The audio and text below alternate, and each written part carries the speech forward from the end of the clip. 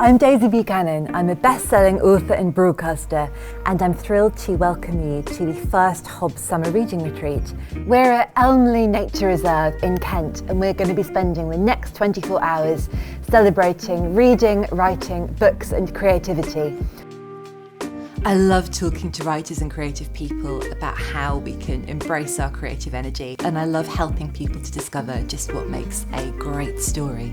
Today we're going to be joined by some brilliant women who love stories. It's really fascinating to bring a new group together and see how everyone bounces off each other and inspires each other, and I can't wait to see what everyone brings to the table. I think it's important to remember that creativity can be really collaborative, and the magic happens when we all get together and share notes and talk about our own creative journeys.